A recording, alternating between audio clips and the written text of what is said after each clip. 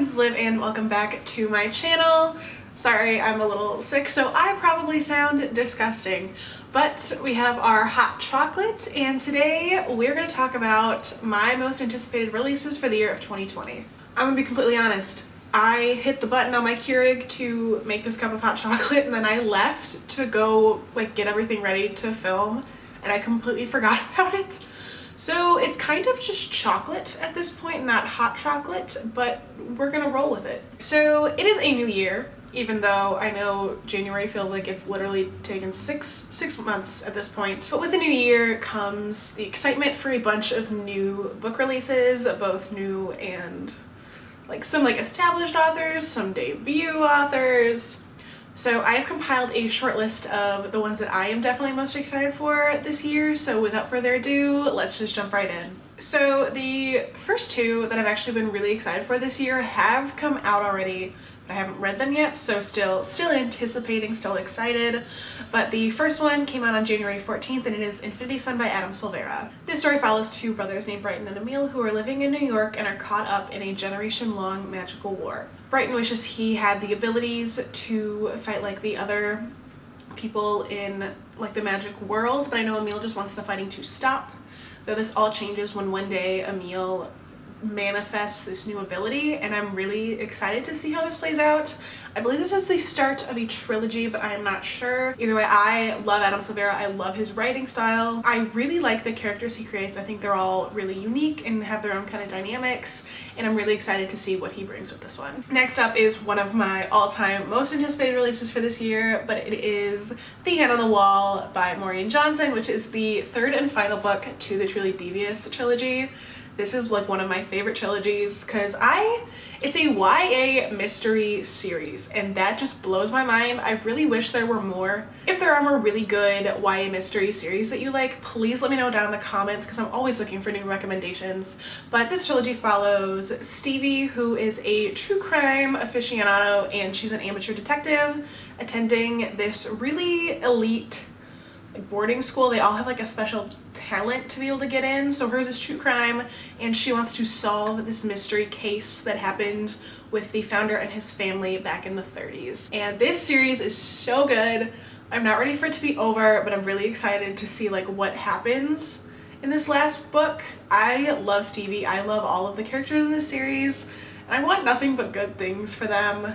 But I know some stuff's about to go down. I'm really nervous, but I'm so excited. I'm so excited. Next up is Chain of Gold by Cassandra Clare, which comes out on March 3rd, and this is the first book to the new series in the Shadowhunter universe. Still have not finished all of the Shadowhunter books, but I'm really excited to see this one. I'm pretty sure this is the series about the Children of the Infernal Devices characters, which I'm so excited for because that is my favorite series by Cassandra Clare. I absolutely loved the Infernal Devices and all the characters in it. I'm honestly such a sucker for anything that involves the next generation following a series that I love, and you get to see all of the main characters as parents and what they do in their adult lives, and that is just I am trash for next generation series, so I know this is one that I am going to absolutely love. Next up, also coming out on March 3rd, is House of Earth and Blood by Sarah J. Maas, which is her new series, Crescent City, and let me tell you, I am so excited for this. Some of you may know Sarah J. Maas is one of my favorite authors of all time, so I'm really excited to see how she delves into this new adult genre. So it follows the story of Bryce, who is half fae and half human, and all of her closest friends are murdered by a demon, and so she needs to team up with this fallen angel who has been made a deal to help her solve the murder, and if he does, then he will get his wings back. This sounds so intriguing to me because it's a fantasy murder mystery. As I mentioned before with The Hand on the Wall, I absolutely love the mystery genre, and so mixing mystery with something else I love, fantasy or contemporary, is something that I am so excited for. So fantasy mystery just sounds like it's gonna be perfect and right at my alley. And so this is definitely one that release day, I am going straight to the bookstore, picking this book up. I am so excited. Next up on this list is Redemption Pratt by Samuel Miller, which comes out on April 14th. And this is kind of it's been described to me as a mix between Riverdale and Twin Peaks, which really intrigues me. I love Riverdale, as much as the show has become an absolute mess. I cannot stop watching it. It's one of my favorite shows. So it follows this girl named Emma, and she's kind of like, she's got it all. Like, they're at this elite boarding school, and she like really like, she stands out to people. Everyone knows her, and she goes missing in plain sight. It's up to Emma's friends to figure out why she disappeared and who's trying to cover up all of these secrets. And so I'm very excited to see how this all plays out, what happened to her. I need to know. Next up is my #1 most anticipated book of this year, and I'm sure it's a lot of other people's, but it is The Ballad of Songbirds and Snakes by Suzanne Collins, coming out on May 19th. The Ballad of Songbirds and Snakes is the prequel taking place like 60-something years before the events of the Hunger Games. I originally thought it was going to be about Mags and her games, and I was really excited for that, but apparently it's about President Snow as like a teenager / like young adult. So I don't know quite how I feel about that, because I mean, if you've read the series, President Snow is not a great person, but I'm going into this completely with an open mind. I hope that she's gonna make this good. I mean, like, reboots, like, they're very hit or miss, so I'm really hoping that this is gonna be something that I personally love. I've wanted a prequel to the Hunger Games for so long about the Dark Days, and I still claim to everyone that we need a prequel about the Dark Days, but if this is the start to many more prequels, then I am a-okay with that. Next up, coming out on August 31st, is Blood and Honey by Shelby Mahurin, which is the sequel to Serpent and Dove. I know I have still not read Serpent and Dove. It's one of the books I think I'm like starting to be cursed with, that it just like, it's on my TBRs, but it just evades my reading notice. Like, I keep pushing it off, but I've heard so many good things about it, and I feel like it's something that I'm really gonna like. So I know if I really love this, then I'm pretty sure I'm gonna enjoy the sequel as well. So I'm excited for the sequel because it also pushes me to read the first book. But it follows Louise LeBlanc, who is a witch in like I don't know if it's in France or if it's like a French-esque setting, but I know something happens and she ends up going into an arranged marriage with Reed Diggory, who is a witch hunter.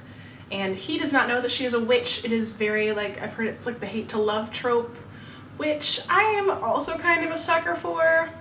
It's like a guilty pleasure for me. I just think it's so fun to watch how that dynamic shift. So I'm really excited to finally get to read this first book in preparation for this next one. And without a set release date, but coming out this fall, is The Tower of Nero, which is book 5 of the Trials of Apollo by Rick Riordan.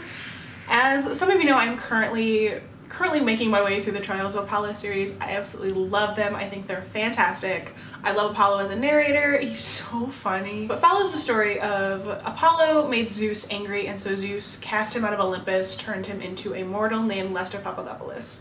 And it's so funny because Apollo has lost all of his like heroic tendencies, his look, because he is a pimply-faced 16-year-old boy. So he's lost like everything that makes him Apollo, but he's still just as cocky. He's like, yes, I am so wonderful, I am Apollo. And oh, it's so funny. So he used to follow like all of these different quests to get back the oracles and serve under a demigod until Zeus has decided his punishment should be lifted. So safe to say, this is a book that I am really excited for, and when it comes out, I am going to devour it. And last on this list is another book that I have not read any of the books beforehand, but it kind of gives me a deadline to finish it by, and it is volume 4 of the Stormlight Archives by Brandon Sanderson. I am currently making my way through my first ever Brandon Sanderson book, which is Mistborn, which I know a lot of people say is like the first one you should do, and I am attempting to vlog this experience, so look out for that very soon. But I have heard these Stormlight Archives are really, really good, and knowing that this 4th one comes out gives me like, okay,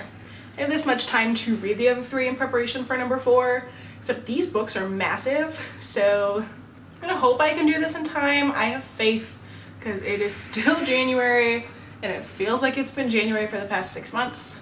So I'm pretty sure I've got some time before this one comes out. All right, and there you have it, guys. These are some of my most anticipated book releases for the 2020 year. I hope you did enjoy it. If you did, please be sure to give it a big thumbs up and subscribe to this channel if you haven't already. Please let me know in the comments down below, what is your most anticipated book of the year? I really want to know. And as always, thank you so much for watching, and I hope to see you next time.